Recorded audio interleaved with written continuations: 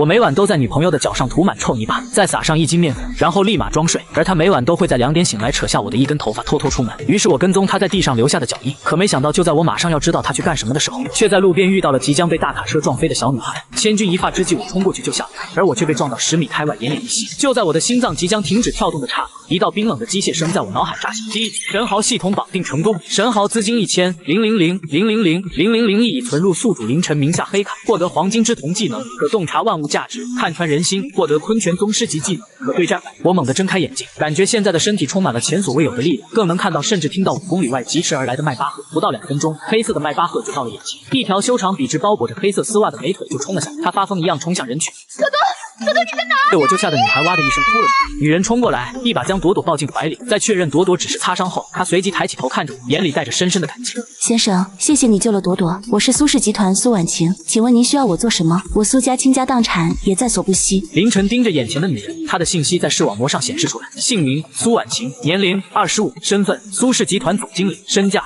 超8000亿。如果在今天之前，这本该是凌晨在这个城市翻身的最好机会，攀上苏家要一笔巨额酬金，甚至哪怕是现在凌晨拥有100亿都赶不上苏家的零头。但凌晨只是静静地看了他一眼，说了一句不用，然后消失在雨夜中。苏婉晴看着凌晨的背影，然后对着身后的助理道：查，我要在3分钟内知道他所有的资料，他是我的恩人，我苏婉晴绝不会让他就这样消失。而回到家的凌晨，他把目光瞄准了墙上的2个人。凌晨的黄金之瞳记忆回溯功能启动，很快他得知害死他父母亲的幕后黑手就是继母王翠芬，而他的女朋友陈露每天晚上偷偷出去却是去见一个富二代。很好，那就先从收拾继母王翠芬开始，再去找陈露。他要让陈露和他钓上的富二代连外卖都送不上，只能沦为乞讨的路人。第2天一早，凌晨踏向林家别墅。凌晨刚进林家别墅，就听见大厅传来打杂声和王翠芬歇斯底里的尖叫声。别打了，我很快就能搞定凌晨那小子，签继承人转让书，到时候这别墅归我，我就有钱还给你们了。哈！一记耳光打断了他的哭喊。凌晨推门而入，客厅里一片狼藉。平日里趾高气扬的王翠芬披头散发跪在地上，脸上顶着鲜红的巴掌印。客厅中央坐着江城地下高利贷头子虎哥，身后是4个拎着钢管的大神。凌晨闲庭信步走进来，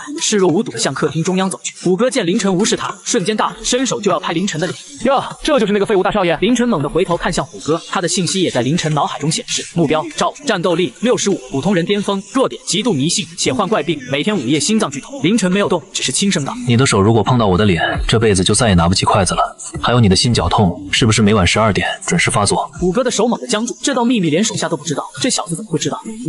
你会看相？虎哥声音发颤，凌晨没有回应，径直走向被翻乱的博古家，寻找母亲遗留的一个紫色檀木盒子。王翠芬见虎哥没动手，立马爬起来叫嚣：虎哥是第1顺位继承人，逼他签字过户，这房子就是你的了。虎哥眼神闪烁，在几千万的债面前，那点恐惧不算什么。他脸色一沉：兄弟们，按住这小子，今天不签字就剁他1根手指头。紧接着4个打手挥舞着钢管冲向凌晨。凌晨背对着他们，叹了口气：为什么非要逼我动粗呢？话音未落，他猛地转身，一个简单的客踢，砰！冲在最前面的打手如被卡车撞击，倒飞5米，狠狠砸在墙上，直接晕了过去，全场死寂。剩下3个打手硬生生刹住车，吞了口唾沫。凌晨收回腿，在茶几旁找到了那个母亲遗留下来的檀木盒子，他擦去灰尘，转身看向已经傻眼的王翠芬。王翠芬，你不是一直想要这栋房子和林家产业吗？那我现在给你。王翠芬愣住了，凌晨看向虎哥，嘴角勾起一抹笑意，掏出那张黑色银行卡。刷卡机带了吗？带了，一共5800万。凌晨把卡扔过去，全都刷了。第一，交易成功。王翠芬眼中爆发出狂喜，这个蠢货居然肯替他还债，他立马抖了起来。凌晨，算你识相，既然你替我还了钱，我们就两清了，赶紧滚，这房子现在彻底归我了。但下一秒，凌晨的话把他打入地狱。谁说我是替你还债了？他看着王翠芬，眼神玩味。这笔钱是我买下这笔债权的费用，从现在开始，你要把钱还给我。王翠芬的笑容凝固了，虎哥瞬间反应过来，立马换了一副嘴脸，凶神恶煞盯着王翠芬。王老板，现在你的债主是林少。对了，林少，您看我能为你做点什么吗？需要我帮你收利息吗？虎哥决定要抱紧凌晨这尊大佛。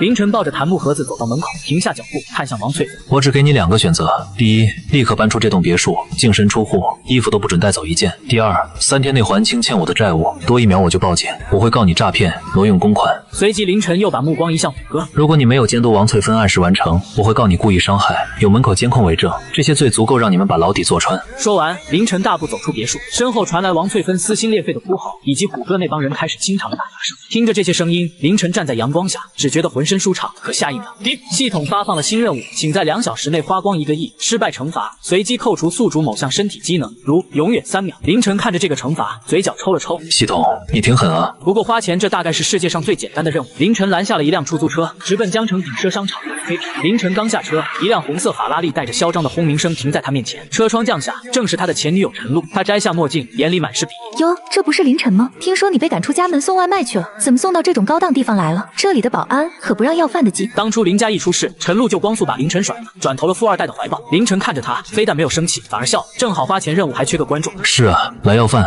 凌晨理了理袖口，笑容灿烂。不过今天要的不是饭，是整个商场。这时车门打开，陈露挽着个穿范思哲花衬衫的男人走下来，男人绿豆眼上下扫了凌晨一圈，满脸戏谑。露露，这就是你那送外卖的前男友，小白脸长得不错，可惜是个穷逼。这里的空调都按分钟收费，你送一单够吹10分钟吗？陈露挽着男人的胳膊，笑得花枝乱颤。凌晨，给你介绍一下，这是我现在的老公张志强，家里是做建材生意的，身价好几个亿呢。他特意加重了好几个亿这几个字，眼神挑衅地看着凌晨，似乎期待在他脸上看到自卑、愤怒或者是无地自容的表情。然而他失望了，凌晨只是平静地站在那里，眼神淡漠的像是在看两团空气。让开！凌晨迈步向前，语气平淡。嘿，给脸不要脸是吧？张志强被凌晨的无视激怒，一步跨出挡在凌晨面前，伸手就要推凌晨的肩膀。就在张志强的手即将触碰到凌晨的一瞬间，凌晨的瞳孔深处金芒微闪，张志强的信息展示了出来，目标张志强，身份暴发户二代，外强中干，当前装备范思哲衬衫，真品理查德米勒 RM011万高仿货，机芯为国产丹东机芯，补持皮带，真品财务状况，信用卡透支，拆东墙补西墙，为追陈露租借法拉利1天，租金尚未结清。看完凌晨嘴角的弧度瞬间变得玩味起来，他凑近张志强，声音压低，却刚好能让周围几个路过的路人听到。可惜啊，理查德米勒的碳纤维表壳纹路是乱纹，你这个纹路有点太整齐了吧？还有正品的日历窗是顺跳的，现在是1点59分，要不我们等等看，2点整的时候你这表能不能跳过去？张志强的脸色瞬间变了，这表确实是他花3000块买的复刻，专门用来骗陈露这种拜金女，但他怎么也没想到，一个送外卖的居然能一眼看出来。你放屁！老子这是真表，你懂个屁！张志强下意识地捂住手腕，色厉内荏地吼道：“露露，别理这个疯狗，我们走，去爱马仕给你买包。”说着，他拉起一脸茫然的陈露就要往商场里冲，显然是想逃离现场。正好，我也要进去买点东西，一起。凌晨不紧不慢地跟在后面。这里是 SKP， 你要是能在这里买得起一双袜子，老子当场把它吃了。张志强像是听到了天大的笑话，停下脚步嘲讽道：“记住你的话。”凌晨跨过旋转门，走进了冷气充足的商场大厅。SKP 的一层汇聚了全球最顶级的奢侈品大牌，空气中弥漫着昂贵的香氛味道。欢迎光临百达翡丽。门口的迎宾小姐弯腰行礼，不过当看到张志强和陈露紧跟着走进来时，迎宾小姐的眼神明显亮了一下，笑容也更加灿烂。先生、女士，欢迎光临。张志强为了找回刚才的场子，故意大声说道：“把你们店里最贵的表拿出来，我要给我女朋友挑一款。”说着，他挑衅地看了一眼凌晨。怎么，送外卖的也进来蹭空调？小心碰坏了玻璃柜台，把你卖了都赔不起。店内的几个销售顾问很有眼力，见地围到了张志强身边，而凌晨则被冷落在了一旁。只有一个刚毕业不久、带着实习胸牌的小姑娘，犹豫地走到凌晨面前，递过一杯水。先生您好，请问有什么可以帮您的吗？如果您只是看看也没关系的。小姑娘眼神清澈，并没有因为凌晨的穿着而流露出鄙夷。我不看。凌晨喝了一口水，淡淡道：“听见没有？他不看，我就说他是来蹭空调的吧。保安呢？怎么什么人都放进来？”陈露听到后立马嗤笑出声：“先生，如果您不买东西，请不要占用我们的接待资源，那边有休息区。”一个资深柜姐走过来，语气生硬。凌晨没理那个柜姐，而是看着面前的实习小姑娘，微微一笑，随即指了指柜台中央的星空6102P，又扫过旁边一整排鹦鹉螺。这款星空还有这一排，我全要了。静，全程死一般的寂静。哈哈，露露，你听见了吗？他说他全要了，这些加起来得2000多万吧？这小子是不是送外卖送傻了？张志强爆发出夸张的狂笑声。先生，请您不要开玩笑，这里是百达翡丽，不是菜市场。如果您再胡言乱语，我就要叫保安了。那个资深柜姐的脸色瞬间沉了下来，觉得凌晨是在捣乱。先生，那款星空6102P 售价是280万，而且需要 VIP 排队审核资格。实习小姑娘也吓坏了，结结巴巴地说道：“资格吗？”凌晨从那条几十块钱的牛仔裤兜里掏出了一张黑色的卡片，轻轻放在玻璃柜台上，发出一声清脆的呐喊。去刷卡，密码6个8，如果刷不出来，我把这张柜台吃了。凌晨的声音不大，却带着一股让人无法抗拒的威压。实习小姑娘颤抖着手接过卡，求助似的看向店长。店长是个见过世面的中年男人，刚才一直在观察凌晨。当他看到那张黑卡的瞬间，瞳孔猛地收缩成针尖状，那是传说中的百夫长无限黑金卡。不对，这比黑金卡的材质还要高级，这是全球只有10张的至尊龙卡。快去刷！店长的声音都在发抖，甚至破了音。不，把 POS 机拿过来，我亲自刷。装，接着装，拿张理发店的会员卡糊弄谁呢？我看你能刷出。张志强还在笑。第一，交易成功。POS 机吐单的声音在这一刻如同上帝的审判。店长看着小票上那一长串令人眩晕的零，双腿一软，差点给凌晨跪下。尊贵的先生，2850万交易已完成，这些表我们立刻为您打包，请问是送到您府上还是怎样？店长双手捧着那张黑卡，90度鞠躬，态度卑微到了尘埃里。不用。凌晨随手把那块280万的星空表戴在手腕上，晃了晃。其他的找个袋子装起来，我要拎着走。袋子？店长愣住了，几千万的表用袋子装？张志强和陈露也彻底石化了，这怎么可能？林家不是破产了吗？他不是被赶出家门了吗？他刚才刷卡的时候连眼睛都没眨一下。张志强感觉自己的脸像是被人狠狠抽了一巴掌，火辣辣的疼。他刚才还在炫耀那个150万的假表，人家反手就买了2000多多万的真货，还像买白菜一样打包带走。陈露更是目瞪口呆，看着凌晨手腕上那块璀璨夺目的星空表，肠子都悔青了。如果刚才他没有嘲讽凌晨，如果他还能……凌晨，陈露的声音颤抖着，试图挤出一个妩媚的笑容，甩开张志强的手，向凌晨凑过去。原来你是在考验我，其实我一直都没忘记你。那个张志强就是死缠烂打追我，我根本不爱他。滚！凌晨看都没看他一眼，只丢下一个字，然后拎着装满名表的袋子，像拎垃圾一样。刚才谁说要吃袜子的？他看向脸色惨白的张志强，张志强后退一步，撞在柜台上。你想干什么？我爸可是……我对你爸没兴趣。凌晨转身向外走去，经过那个看不起他的资深柜姐身边，脚步微顿，柜姐浑身哆嗦。先生，这一单的提成全算他的。凌晨指了指实习小姑娘，至于你，我不希望下次来还能看到你。店长立刻心领神会，明白，他现在就解雇。小刘，还不快谢谢这位先生，你今天的提成够在江城买套房了。走出百达翡丽，凌晨看了一眼系统面板，已消费2850万，剩余额度7150万，剩余时间1小时20分。他直接走进旁边的阿玛尼旗舰店，这层所有当季新款L码的，每样来3件。隔壁 Gucci 那几个限量鳄鱼皮箱子拿来装衣服，海蓝之谜全套打包100套，送去给外卖站的兄弟们擦手。接下来的1个小时，整个 SKP 商场陷入前所未有的地震。一个穿着优衣库的神秘神豪，以横扫千军的姿态血洗各大奢侈品店，他根本不看价格，只有一句话：刷卡打包。商场总经理亲自带着20个保安跟在身后，专门负责拎东西。张志强和陈露像2个被遗忘的小丑，呆呆跟在后面。他到底哪来的钱？陈露指甲掐进肉里，眼睛发红，肯定是不义之财，我要举报他。张志强咬牙切齿。商场广播突然响起：尊敬的各位顾客，今日 SKP 将提前半小时闭店。有一位尊贵的客人包下了顶层空中花园餐厅，并邀请著名钢琴大师郎朗先生现场演奏，全场哗然。凌晨站在2楼扶梯口，嘴角微扬，这也是系统安排的消费项目之一，光这一项服务费就砸了500万。他看了一眼系统面板，任务完成，当前消费金额1亿050万，恭喜宿主完成初次挥霍成就，奖励发放，现金返利10倍暴击，10亿现金已存入账户。江城 SKP 商场51%股份转让合同已生效，魅力加10，体质加10。凌晨愣了一下 ，SKP 成他的了。商场总经理接到电话，脸色瞬间惨白，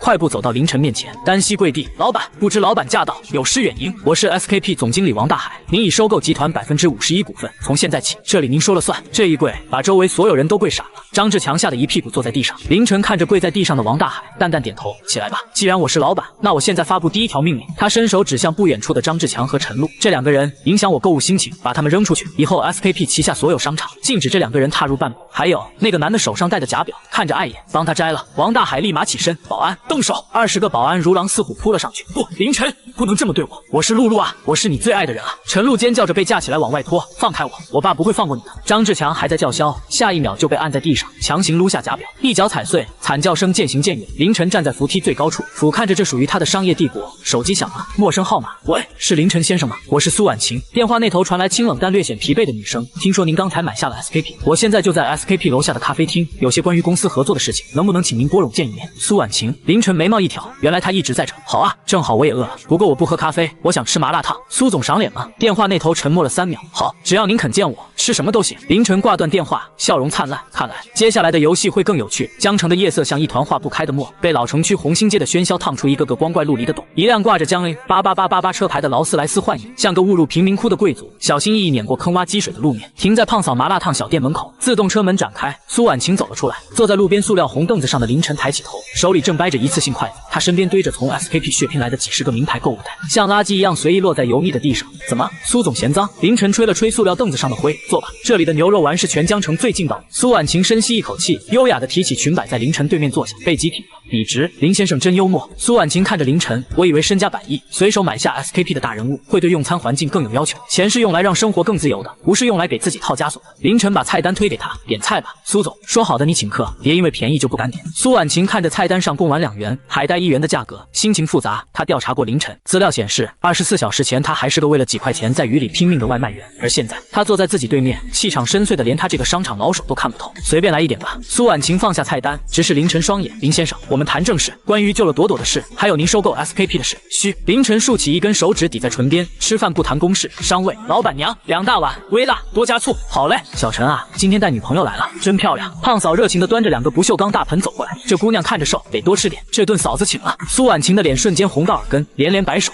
不是，我是他债主。凌晨笑着接话，顺手拿起醋瓶往苏婉晴碗里倒了一大圈，尝尝，这里的灵魂就在这醋上。被凌晨这么一打岔，苏婉晴那股紧绷的谈判架势瞬间卸了一半。她犹豫了一下，还是夹了一块娃娃菜送入口中，辛辣、滚烫、酸爽，强烈的味觉刺激让她忍不住轻咳一声，眼泪都呛出来了。慢点吃，没人跟你抢。凌晨递给她一张纸巾，苏婉晴接过纸巾，清有些狼狈地擦了擦嘴角，那一刻，他卸下了平日里坚不可摧的铠甲，露出一丝鲜活的烟火气。凌晨，苏婉晴突然开口，声音低了几分：“谢谢你，不仅是救了朵朵，还有，其实 SKP 那边一直在卡我们公司的广告未续约。如果你没有收购 SKP， 苏氏集团下个月的旗舰新品发布会可能就开天窗了。”凌晨一边吃着牛肉丸，一边开启了黄金之瞳，视线穿透苏婉晴精致的脸庞，一串串红色数据流在他头顶疯狂跳动。目标：苏婉晴，身份：苏氏集团总裁，当前状态：极度焦虑，强弩之末。核心危机：一、资金链断裂，被竞争对手天盛资本做局坑杀，资金缺口达8亿。2、内部叛徒，设计总监李浩已被天盛资本收买，计划在明早竞标会上泄露核心底价。3、与家族长老会签下对赌协议，若本季度无法盈利，将被剥夺 CEO 职位，强行嫁给天盛资本大少爷联姻。距离崩溃倒计时12小时。凌晨咀嚼的动作顿了一下，惨，太惨了，这哪里是女总裁，简直就是被架在火上烤的唐僧肉。凌晨放下筷子，似笑非笑地看着他，苏总，恕我直言，你现在担心的应该不是发布会场地的问题吧？据我所知，你们公司账面上恐怕连付 SKP 场租的钱都拿不出来了吧？苏婉晴手中的筷子猛地一抖，一颗鹌鹑蛋掉回碗里，溅起几滴红油落在她白皙的手背上，她顾不上擦，瞳孔皱缩，死死盯着凌晨。你怎么知道？你是商业间谍，公司的财务状况是绝密，除了他和财务总监，连副总都不知道。我是你的救命恩人，不是间谍。凌晨抽出一张纸巾，自然地拉过他的手，帮他擦去手背上的油渍。他的手指修长温热，触碰到苏婉晴冰凉肌肤的瞬间，苏婉晴像触电一样缩了一下，但并没有抽回手。而且我不光知道你没钱，凌晨的眼神突然变得凌厉，我还知道你之所以这么惨，是因为你身边出了鬼。苏婉晴脸色煞白。就在这时，苏婉晴的手机疯狂震动起来，来电显示设计总监李浩。苏婉晴看了一眼凌晨，凌晨做了个请便的手势。他接起电话，喂，李总监，明天的标书准备的怎么样了？电话那头传来焦急且愧疚的声音，苏总，出大事了，我们的服务器刚才被黑客攻击了，所有关于绿洲项目的设计原稿和数据全部被锁死销毁了，备份硬盘也坏了。什么？苏婉晴猛地站起身，动作太大，带翻了身后的塑料红凳子。这怎么可能？我们的防火墙是顶级的，而且备份盘在你保险柜里，怎么会坏？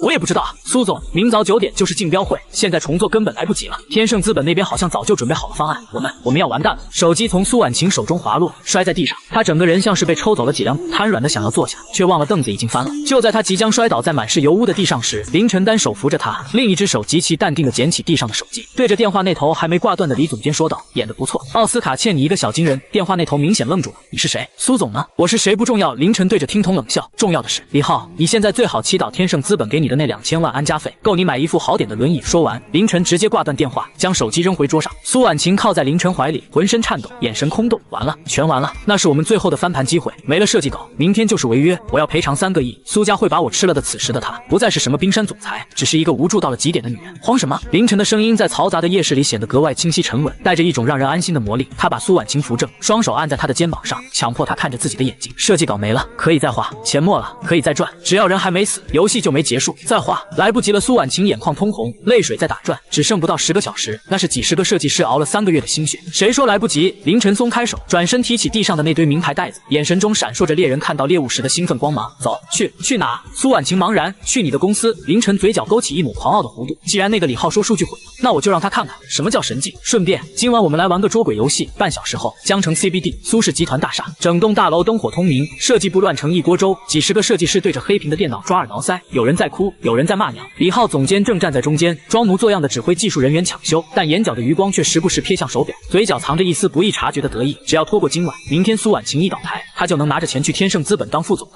就在这时，门口传来一阵骚动，苏总来了。李浩立马换上一副痛心疾首的表情，迎了上去。苏总，您可算来了，我对不起您啊。然而他并没有看到预想中崩溃绝望的苏婉晴，只见苏婉晴大步流星走进来，虽然眼角还有些红，但气场却比平时更加凌厉。而在他身边还跟着一个穿着阿玛尼，手里却拎着一袋子麻辣烫打包盒的年轻男人。苏总，这位是李浩。愣了一下，我是来送外卖的。凌晨随手把那一袋子麻辣烫放在会议桌上，然后径直走向李浩。李浩被凌晨那个眼神盯得心里发毛。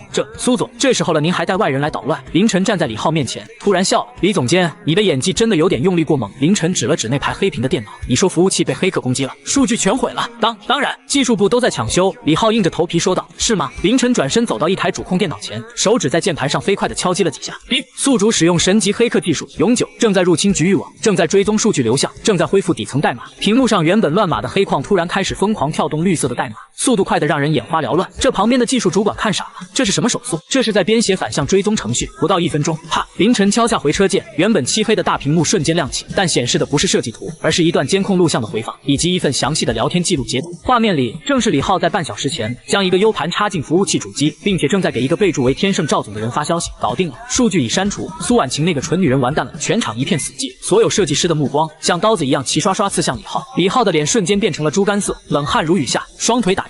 这是合成的，这是诬陷！苏总，你不信我信个外卖员。苏婉晴看着大屏幕，心如刀绞，但也愤怒到了极点。她深吸一口气，指着门口，保安，把这个吃里扒外的东西给我扣下来，立刻报警！是。早已忍无可忍的保安冲上来，直接将李浩按在地上。苏婉晴，你敢抓我？没了我的设计团队，明天你一样是个死，我看你怎么翻盘！哈哈哈哈！李浩被拖走时还在歇斯底里的狂笑，确实抓了内鬼，解了气，但设计图是真的没了。办公室里再次陷入了绝望的沉默。那个技术主管弱弱地问：“这位大神，既然您能恢复监控，那设计图还能恢复吗？”凌晨摇了摇头，他是物理粉碎，恢复不了。众人的心沉到了谷底。不过凌晨话锋一转，走到会议桌的主位上坐下，打开了一盒麻辣烫，漫不经心地说道：“那些垃圾设计图毁了也就毁了，用那种东西去竞标，简直是丢人现眼。”你说什么？设计部的总监助理怒了，那是我们3个月的心血。凌晨没有理会愤怒的众人，而是看向苏婉晴：“有画笔吗？还有纸？”苏婉晴愣了一下，下意识地递过自己的平板电脑和触控笔。你要干什么？凌晨接过笔，在手中转了一个漂亮的笔画。此时他的脑海中系统商城再次开启，检测到宿主面临神级救场需求，兑换商品，未来的顶级广告创意图鉴2035版，售价1000万，是否兑换？兑换！凌晨的眼中瞬间涌入了无数超越这个时代的色彩、线条与构图，那是一种来自未来的视觉冲击。他低下头，笔尖触碰屏幕。既然你们觉得那是心血，凌晨一边画一边淡淡的说道：“那今晚我就教教你们什么叫真正的艺术。”接下来的1个小时，苏氏集团设计部的所有人经历了一场世界观的崩塌与重塑。那个被他们视为外卖员的男人，就像一台人形 AI 打印机，他的手速快出了残影，一张张精美绝伦、构思极其炸裂的概念图在屏幕上诞生，光影、透视、色彩运用，完全颠覆了现有的设计理念，却又美得让人窒息。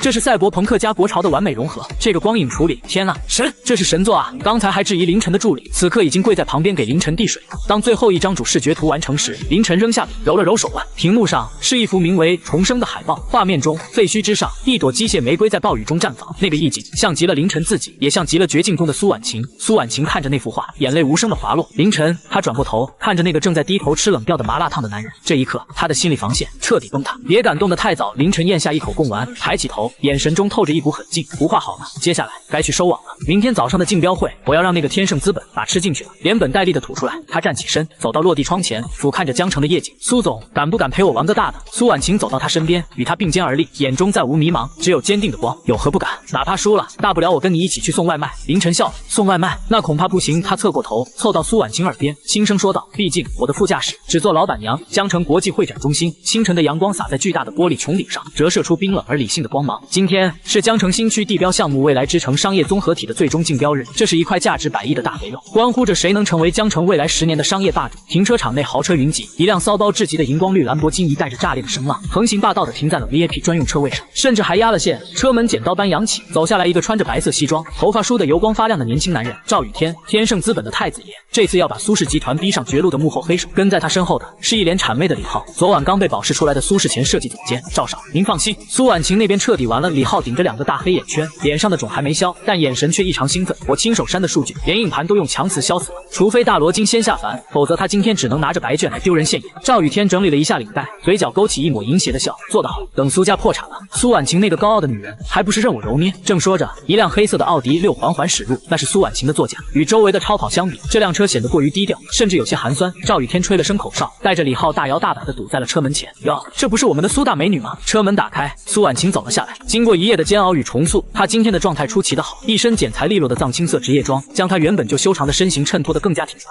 那双桃花眼里不再有昨日的焦虑，取而代之的是一种深不见底的从容。而在她身后的驾驶座上，走下来一个年轻男人，正是凌晨。他今天为了配合苏婉晴，特意换上了一套深灰色的商务休闲装，没有打领带，却透着一股随性而慵懒的贵气。他手里提着一个银色的金属密码箱，里面装着那份惊世骇俗的神作。赵少，好狗不挡道。苏婉晴冷冷的开口，连正眼都没给赵雨天一个。赵雨天天被噎了一下，脸色瞬间阴沉。苏婉晴死到临头还嘴硬，听说昨晚你们设计部哭爹喊娘的，连服务器都烧了，怎么今天来是打算直接宣布弃权，然后求我收购你们公司？他贪婪地扫视着苏婉晴的身材，压低声音，其实只要你今晚来我房间，收购价我可以给你涨1成。苏婉晴的眼神瞬间冷得像冰，还没等他开口，一只手突然伸过来，像赶苍蝇一样在赵雨天面前挥了挥。那边的那个谁，口臭味收一收，熏着我家老板了。凌晨站在苏婉晴身前，单手插兜，眼神戏谑，你他妈谁啊？赵雨天大怒，指着凌晨的鼻子，这也是你能说话的地方？一个司机李浩在旁边赶紧补刀，赵少，这就是昨晚那个送外卖的，就是他那个乌鸦嘴坏了我们的好事。送外卖的？赵雨天笑了，笑得前仰后合。苏婉晴，你是不是疯了？带着个送外卖的来参加100亿项目的竞标，怎么？你是打算给评委送麻辣烫贿赂一下吗？哈哈哈哈！周围几个路过的其他公司代表也忍不住发出了窃笑声。凌晨并没有生气，他开启了黄金之瞳，目标赵雨天，状态极度自信，肾虚2级，随身物品竞标底价文件藏在内兜，一瓶蓝色小药丸，关键信息已买通评审团主评委张教授，约定暗号为摸鼻子，转账记录存在其加密手机中。凌晨嘴角微扬，买通评委有点意思，赵少是吧？凌晨上前一步，凑到赵雨天耳边，用只有2个人能听到的声音说道：昨晚吃的海狗丸是不是过期了？我看你印堂发黑，今天恐怕要有血光之灾啊！还有张教授那种老学究，胃口可是很大的，你那点茶水费，小心胃部饱囊。赵雨天的笑容瞬间僵在脸上，瞳孔剧烈收缩，这小子怎么知道海狗丸？更重要的是，他怎么知道张教授的事？还没等他反应过来，凌晨已经拉着苏婉晴的手臂，像绕开一堆垃圾一样，径直走向了电梯间。凌晨，你刚才跟他说什么了？他脸色怎么那么难看？电梯里，苏婉晴好奇地问。没什么，给他算了一卦。凌晨神秘一笑，苏总，待会儿只管讲你的 PPT， 剩下的交给我。竞标大厅气氛肃杀，5位评审端坐在主席台上，中间那位秃顶的老者正是业界权威张教授，台下坐满了江城商界的头面人物，长枪短炮的媒体记者更是架满了后排。下面有请天盛资本进行提案演示。随着主持人的话音落下，赵雨天带着李浩走上台。虽然刚才被凌晨吓了一跳，但到了主场，赵雨天还是恢复了那副嚣张跋扈的模样。各位评委，各位来宾，赵雨天意气风发地指着大屏幕，我们天盛资本带来的方案是城市绿洲，我们将打造一个集生态、环保、科技于一体的空中花园。随着 PPT 的翻页，台下一片哗然。苏婉晴的脸色变了，那是我们原来的方案。他死死抓着衣角，指关节泛白。没错，李浩虽然删除了苏氏的原文件，但他把复印件带给了赵雨天。现在的城市绿洲除了名字改了，内容简直就是苏氏集团之前那版设计稿的像素级拷贝。无耻！苏婉晴咬牙切齿。台上，李浩作为主讲人，正讲的眉飞色舞。这个双螺旋结构的空中连廊是我们的原创专利，这种通过光合作用功能的玻璃幕墙更是我们的独家创意。原创！台下的凌晨冷笑一声，拿出手机，手指飞快地在屏幕上点了几下，系统指令入侵会场投影系统，连接成功。既然你要玩抄袭，那我就让你抄个明白。台上，李浩正讲到高潮，这是我们团队历时半年的心血结晶，绝对的独一无二。就在这时，大屏幕突然闪了一下，变成了一个巨大的分屏对比界面，左边是正在演示的城市绿洲，右边竟然是苏氏集团3个月前的内部会议记录视频。视频上有清晰的时间戳，画面里苏氏的设计团队正在讨论一模一样的图纸，全场瞬间死寂，紧接着一片哗然。卧槽，这不是苏氏以前的方案吗？连配色都一样，这是直接偷来的吧？天盛资本这么大公司竟然玩这套！台上的李浩像被掐住脖子的鸭子，声音戛然而止，他惊恐地看着大屏幕，冷汗瞬间湿透了后背。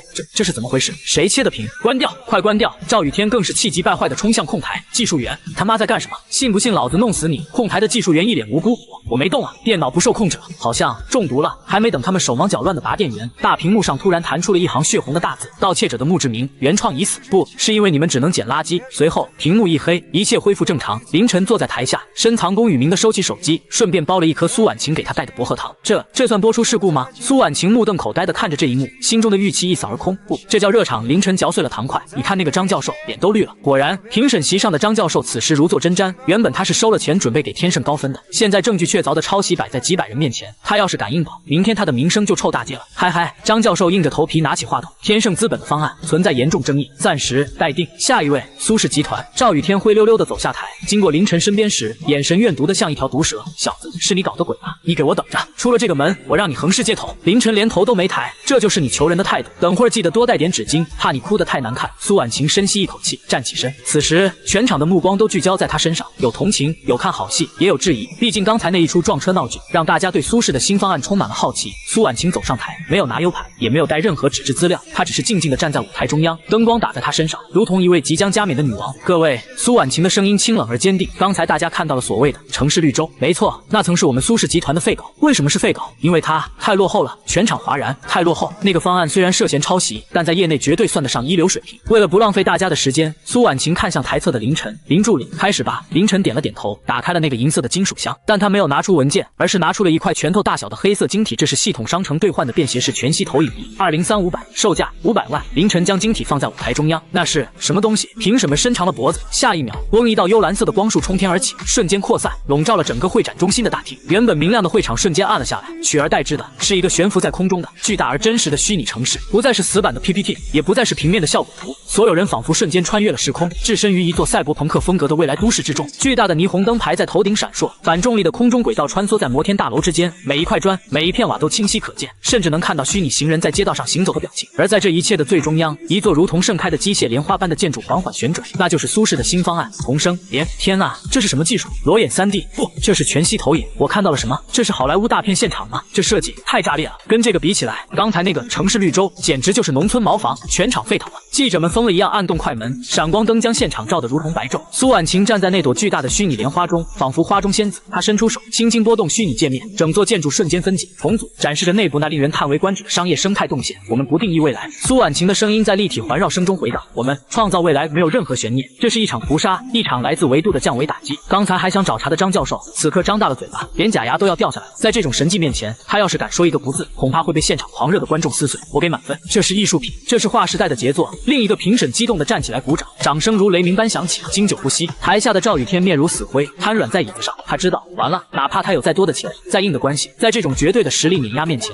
都成了笑话。赢了。苏婉晴看着台下狂热的人群，眼眶微红。他看向凌晨，那个男人正倚在舞台边缘的阴影里，手里把玩着那块价值500万的水晶，对着他眨了眨眼，做了一个口型。老板娘威武。竞标结束，苏氏集团以绝对优势拿下了未来之城项目。消息一出，苏氏原本跌停的股价瞬间拉出一根笔直的一字板，封死涨停。会展中心门口，苏婉晴被无数记者包围。苏总，请问那个全息技术是贵公司自主研发的吗？苏总，那个设计方案的主设计师是谁？能否引荐一下？苏婉晴费力地挤出人群，四处张望，她在找凌晨。然而，那个最大的功臣此刻却不见了踪影。会展中心的后巷，凌晨正靠在墙上抽烟，在他的面前跪着2个人，一个是鼻青脸肿的李浩，一个是瑟瑟发抖的赵雨天。而在他们周围站着10几个穿着黑色西装、戴着墨镜的彪形大汉，领头的是昨晚刚刚归顺的高利贷虎哥，现在已经是凌晨旗下的安保大队长。林少，林爷爷，我错了，我有眼不识泰山。赵雨天此刻哪还有半点嚣张？他看着虎哥手里那根手腕粗的钢管，吓得尿了裤子。您饶了我，我是赵家独苗，你要多少钱我都给你。凌晨吐出一口烟圈，蹲下身，用那双几千万的皮鞋拍了拍赵雨天的脸。钱？你觉得我缺钱吗？凌晨笑了笑，拿出一张支票，填了一串数字，甩在赵雨天脸上。这是1000万，当做是你刚才那句送外卖的精神损失费。当然是你赔给我，不是我给你。赵雨天愣住了啊，我赔？对啊，我不缺钱，但我讨厌别人欠我钱。凌晨眼神一寒，虎哥，教教赵少怎么写欠条，利息嘛，就按他在澳门输钱的那个利率算。好嘞，林少您放心，这业务我熟。虎哥狞笑着逼近，凌晨站起身，不再理会身后的惨叫声。他刚走出巷子，手机就响了，是苏婉晴。凌晨，你在哪？庆功宴马上开始了，你是主角，你不来我不开心。女人的声音里带着从未有过的依赖和娇嗔。庆功宴就算了，我不喜欢那种场合。凌晨看着远处 CBD 大楼上正在滚动的苏氏集团巨幅广告，苏总，别忘了我们的约定，副驾驶的位置给我留着。你电话那头的苏婉晴沉默了2秒，突然说道：凌晨，我不想要什么副驾驶，我想让你来当这个驾驶员，开一辈子的车，你愿意吗？这是一句近乎表白的话。凌晨愣了一下，随即笑了。这冰山女总裁融化的有点快啊！就在他准备调侃2句时，脑海中的系统突然发出刺耳的红色警报，警告！检测到宿主过度使用未来科技，引起了暗世界组织的注意。S 级危机降临，全球顶级杀手组织黑曼巴已接单，目标凌晨，赏金1亿美金，雇主赵家，赵雨天支付。倒计时30分钟后，第一波刺杀将到达战场。凌晨嘴角的笑容瞬间凝固，眼中的温情褪去，取而代之的是滔天的杀意。赵家老狗打了小的，来了老的。他对着电话那头的苏婉晴说道：婉晴，庆功宴取消，立刻回家，锁好门窗，把虎哥的人全部调到你家别墅周围，无论听到什么声音都别出来。怎么了？凌晨，你别吓我。苏婉晴的声音瞬间慌了。没事。凌晨抬头看向远处天空中那架正在盘旋的黑色直升机，只是有些脏东西需要打扫一下。这一次我要让整个江城的地下世界知道谁才是真正的王。江城的 CBD 依然繁华喧嚣，霓虹灯将夜空染成了暧昧的紫红色。然而在会展中心后方那片待拆迁的老工业区里，空气却仿佛凝固成了铅块。那架黑色的直升机并没有直接开火，而是像一只盘旋的秃鹫，在盘旋2周后悬停在了1000米之外的一栋废弃烂尾楼顶端。凌晨站在空旷的十字路口，指尖夹着的香烟已经燃到了尽头。出来吧！凌晨随手弹飞烟蒂。作为一个国际顶级的杀手组织，还要像老鼠一样躲在阴沟里吗？四周死一般的寂静。忽然，咻一声极其细微的破空声，像是死神的一声叹息。若是普通人，此刻已经被那枚特制的穿甲弹掀开了天灵盖。但凌晨不是普通人，在他的黄金之瞳视野里，那枚以3倍音速袭来的子弹，此刻正拖着长长的热成像尾焰，慢得像一只蜗牛。凌晨甚至没有移动脚步，他只是微微侧头，幅度小到几乎可以忽略不计。噗，子弹擦着他的发梢飞过，狠狠地钉入了他身后那根混凝土立柱中，炸出一个碗口大的深坑。只有这种程度吗？凌晨抬起头，目光穿越了500米的距离，精准地锁定了那个躲在广告牌后的狙击手。黑曼巴也不过如此。500米外，废弃大楼顶层，代号毒牙的狙击手透过夜视瞄准镜，看着那个依然站在原地，甚至还对着这边竖起中指的男人，冷汗瞬间浸透了作战服。报告队长，1号目标躲开了。重复，他躲开了。那是 M200 狙击步枪，距离500米，这怎么可能？耳麦里传来了队长蝰蛇冰冷且带着不可置信的声音： B 组、B 组、C 组，动手，近身格杀，不要给他喘息的机会。收到。随着命令下达，老工业区四周的黑暗中瞬间窜出了12道黑色的鬼影，他们穿着全套的外骨骼战术装甲，手持带有消音器的战术冲锋枪和高频震动匕首，动作整齐划一，像一群沉默的狼，从4面8方向凌晨包抄而来。凌晨站在包围圈的中心，脸上没有丝毫惧色，反而露出了一丝嗜血的兴奋。系统，我想买点东西。叮，检测到宿主处于 S 级战斗环境，商城智能推荐已开启，绝对防御护盾，一次性，售价5000万，可抵挡核弹以外的一切攻击，持续10分钟。终结者 T800 体验卡1小时，售价1亿。55，8级全宗师永久，售价2亿。念力控物初级，售价5亿。凌晨看着那个价格，嘴角勾起一抹残忍的弧度。我选3，8级全。叮，2亿资金已扣除，正在灌输8级全宗师机体记忆，灌输完成。轰！一股恐怖的热流瞬间席卷凌晨全身，他的骨骼发出爆豆般的脆响，原本修长的肌肉瞬间紧绷，每一寸肌纤维里都仿佛压缩着足以崩裂山岳的力量。此时，冲在最前面的2个杀手已经到了，2把闪烁着寒光的高频震动匕首，一左一右，直刺凌晨的咽喉和心脏。太慢了！一个冷漠的声音在他们耳边响起。凌晨不知何时已经切入了他们的内圈。8级贴山靠，凌晨甚至没有出拳，只是肩膀微微一沉，随后猛地向左侧那个杀手撞去。砰！咔嚓！一声令人牙酸的闷响。那个穿着凯夫拉防弹衣，甚至加装了外骨骼护甲的杀手，就像是被一辆高速行驶的高铁头正面撞中，整个人像一枚炮弹般倒飞出去，狠狠砸穿了路边的一堵红砖墙。剩下的10个杀手猛地刹住脚步，眼中满是惊骇。开火！开火！别让他近身！队长蝰蛇在耳麦里疯狂咆哮，哒哒哒哒哒，无数火舌瞬间喷吐，密集的子弹如暴雨般向凌晨倾泻而去。但凌晨动了，8级加持下的身法让他如同一道鬼魅的闪电，在弹雨中穿梭。黄金之瞳开启到了极致，每一颗子弹的轨迹在他眼中都是清晰可见的线条，避不开的子弹，他甚至直接伸手。当凌晨的手指快若闪电，竟然在半空中硬生生夹住了一枚子弹。怪物，他是怪物！凌晨扔掉子弹，身形暴起。现在轮到我了。接下来的3分钟是一场单方面的屠杀。凌晨的身影如同死神的镰刀，所过之处必有人倒下。8级拳的刚猛被他发挥到了极致，顶心肘，眼望3点手，立地通天炮，每一个动作都简单直接，却蕴含着毁灭性的力量。外骨骼装甲在他面前就像纸糊的一样脆弱。一个杀手试图用火箭筒攻击，结果还没扣下扳机，就被凌晨一脚踢断了手臂，火箭筒掉在地上，轰的一声将那杀手自己炸上了天。当最后一名杀手被凌晨踢飞后，整个街区重新归于死寂。凌晨站在修罗场的中央，身上的阿玛尼西装甚至没有沾上一滴血，只有那双深邃的眼眸里燃烧着尚未褪去的金色火焰。他抬起头看向那栋废弃大楼的顶端，那里还有最后一条大鱼。大楼顶层，蝰蛇的手在颤抖。他当了20年雇佣兵，在非域杀过军阀，在中东炸过油田，什么狠角色没见过。但像凌晨这样徒手在3分钟内全灭一支全副武装的精英小队的，他听都没听说过。撤退，立刻撤退！情报有误，这根本不是 S 级任务，这是 SSS 级送死任务。蝰蛇一边对着耳麦狂吼，一边飞快地拆卸狙击枪，准备通过滑索逃生。就在他转身的瞬间，一个冰冷的声音在他身后响起：来都来了，不留下来喝杯茶吗？蝰蛇浑身的汗毛都竖了起来，他猛地拔出大腿上的沙漠之鹰，回身就是一枪。砰！枪响了，但凌晨消失了。下一秒，蝰蛇感觉手腕一凉，剧痛传来，他的右手连同那把沙漠之鹰齐刷刷地掉在了地上，切口平滑如镜。而在他面前，凌晨手里把玩着一片薄薄的沾着血迹的生锈铁片，那是他在地上随手捡的一块易拉罐碎片，摘叶飞花，皆可杀人。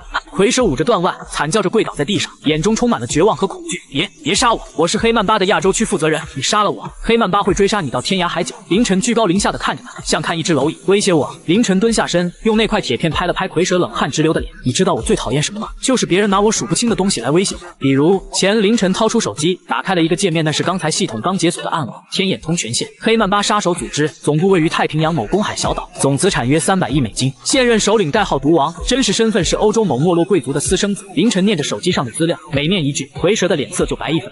你怎么知道这些？这是最高机密。凌晨没理他，手指在屏幕上飞快操作。系统兑换全球顶级黑客神之手升级版，入侵黑曼巴总部账户，冻结所有资金。另外，给所有的杀手发布一条新的悬赏令。3秒后，蝰蛇的特制通讯器突然疯狂震动起来。不仅仅是他，此时此刻，分布在全球各地的3000多名黑曼巴杀手，同时收到了一条最高级别的红色指令：最高悬赏令，目标赵家全族，重点目标赵雨天及其父赵刚，物主代号告神，赏金10亿美金，附加条款，谁能拿下赵刚的人头，谁就是黑曼巴下一任首领。现任首领毒王已被神豪告以500亿美金收购，现组织已更名为神法。收购了，蝰蛇喃喃自语，感觉世界观崩塌了。他做梦也没想到有人能直接把杀手组织给买下来。怎么不信？凌晨站起身，拍了拍手。如果不信，你可以看看你的银行卡，作为见面礼，我刚才给每个活着的杀手发了100万美金的改口费。叮，蝰蛇的手机响了，到账提醒100万美元。这一刻，蝰蛇看着凌晨的眼神变了，不再是恐惧，而是狂热的崇拜。老板，蝰蛇顾不上断手的剧痛，猛地磕头，把地板磕得砰砰响。属下有眼无珠，属下愿为老板赴汤蹈火。赵刚那个老东西，我现在就去宰了他。凌晨冷漠地看着他，你的手断了，是个废人了。我不养废人。蝰蛇面如死灰。不过凌晨话锋一转，我这里有一颗药，吃了它，你的手能长出来，而且你的力量会提升3倍。凌晨手中出现了一颗黑色的药丸，初级再生丹，系统商城售价5000万，但这药有毒，每3个月需要服用1次解药。如果你背叛我吃。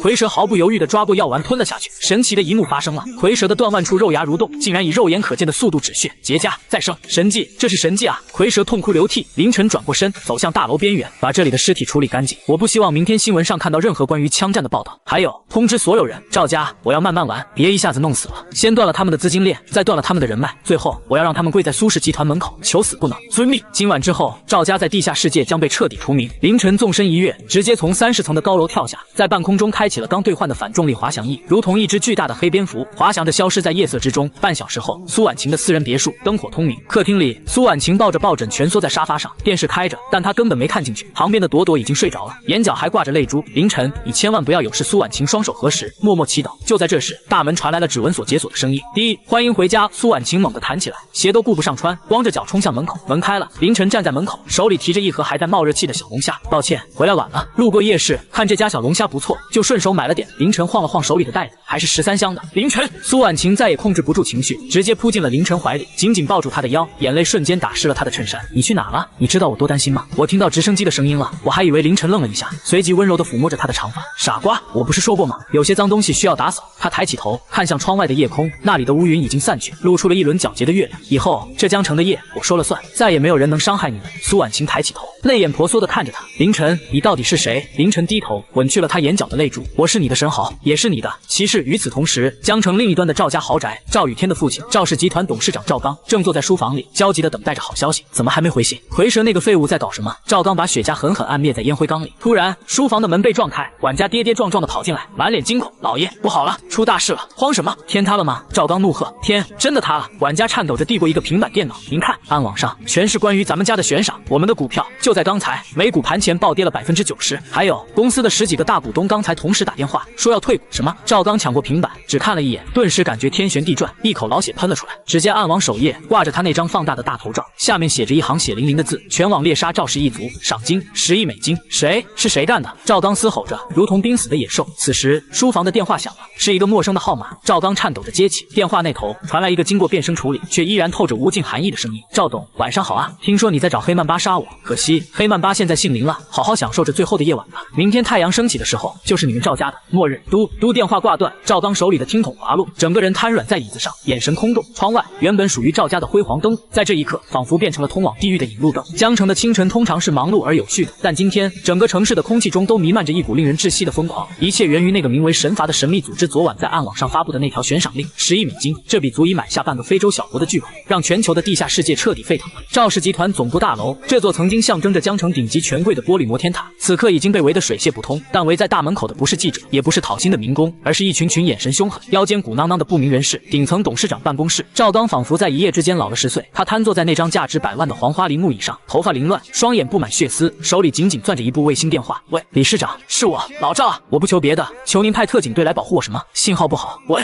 嘟，赵刚愤怒地将卫星电话砸向落地窗，砰的一声，防弹玻璃被砸出一个白点，映照出楼下那密密麻麻如蚂蚁般的人群。就在这时，办公室那扇厚重的红木大门被人从外面一脚踹开，走进来的不是杀手，而是他的秘书。但此刻，这位平日里对他百依百顺的女秘书，正一脸冷漠地抱着一个纸箱子。赵董，这是您的辞职信，我已经帮您打印好了，您签个字吧。秘书把一张纸扔在赵刚脸上。另外，公司财务部的所有人都已经离职了，临走前，大家把公司账户里仅剩的300万现金分了，算是遣散费。你们敢造反？赵刚气得浑身发抖。我是董事长，我还没死呢。秘书冷笑一声，推了推眼镜。赵董，别天真了，现在的赵氏集团股票已经跌成了废纸，银行冻结了了所有资产，连这栋大楼的水电费都欠了3个月。您现在就是个负资产，谁还认您这个董事长？说完，秘书头也不回的走了。临走前还顺手拿走了桌上那个纯金的笔筒。贱人，回来，把我的金笔放下！赵刚嘶吼着想要追出去，却被门口2个彪形大汉拦住了。那是他花重金请的保镖。赵董，省省力气吧。其中一个保镖嚼着口香糖，眼神玩味。我们哥俩还没走，是因为有人出了更高的价钱，让我们看着你们，别让你们自杀。谁？是谁？保镖没说话，只是侧过身，恭敬地让开了一条路。走廊尽头传来了一阵不急不缓的脚步声，皮鞋踩在大理石地面上，发出清脆的哒哒声，每一下都像是踩在赵家父子的心脏上。一个穿着深蓝色定制西装的年轻男人，挽着一位气质绝尘的冷艳美女，闲庭信步般走了进来。在他身后跟着一大群西装革履的精英，每个人手里都提着公文包，看起来像是一个专业的并购团队。早啊，赵董！凌晨走进办公室，环视了一圈这个奢华到极致的空间，最后目光落在了赵刚那张惨白的脸上。啧，这就是江城首富的办公室，品味有点土啊。这金蝉摆件是镀金的吧？凌晨随手拿起桌上的金蝉，嫌弃的掂了掂，然后啪的一声扔进了垃圾桶。凌晨，赵刚死死盯着眼前这个男人，眼中的怨毒几乎要溢出来。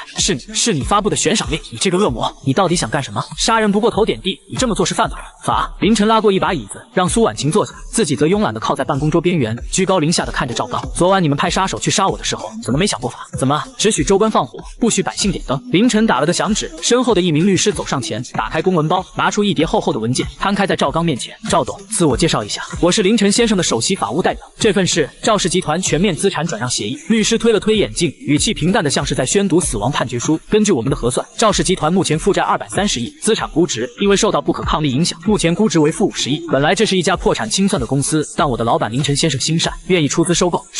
赵刚仿佛抓到了救命稻草，你愿意出多少钱？只要你肯撤销悬赏，这公司我给你，全都给你。凌晨笑了，他伸出一根手指，100亿。赵刚眼睛亮了，凌晨摇头，10亿。赵刚咬牙，凌晨依旧摇头，1个亿。赵刚的心沉到了谷底，凌晨收起笑容，从兜里摸出一枚硬币，那是一枚早已停止流通的生锈的1分钱硬币。当啷，硬币在桌面上旋转，发出刺耳的摩擦声，最后倒在赵刚面前。1分钱，凌晨淡淡的说道，买你赵家3代积累的所有基业，包括这栋楼，你名下的所有房产、车子、股票，甚至是你身上这套西装。你欺人太甚！赵刚气得一口血喷了出来，胎儿气，我就算把这些东西都烧了，捐给乞丐，也不会给你烧了。凌晨眼神一寒，你可以试试，不过我提醒你，楼下那3000多个赏金猎人可是等得很着急，如果我撤回了活捉的指令，你猜他们会怎么冲进来？赵刚瞬间僵住了，这是一道无解的选择题。爸，签吧，我想活，我不想死啊！赵雨天崩溃了，爬过来抱住赵刚的大腿，哭得鼻涕眼泪全是。看着儿子这副窝囊废的样子，赵刚眼中的光彻底熄灭了。凌晨，你好狠！赵刚颤抖着手拿起了笔，在签字的那一刻，他感觉自己的灵魂被抽空，奋斗了一辈子的江山，就这样以1分钱的价格卖给了这个曾经被他视为蝼蚁的送外卖，这就对了吗？凌晨拿起签好的合同，看都没看一眼，直接递给身后的苏婉晴。婉晴，送你的礼物，喜欢吗？苏婉晴捧着这份沉甸甸的文件，这可是曾经差点逼死苏家的庞然大物啊，现在就这样轻描淡写的成了他的囊中之物。凌晨，这太贵重了，苏婉晴感觉有些不真实。哎，一家人说什么两家话。再说了，我懒得管这些破公司，以后你就是赵氏集团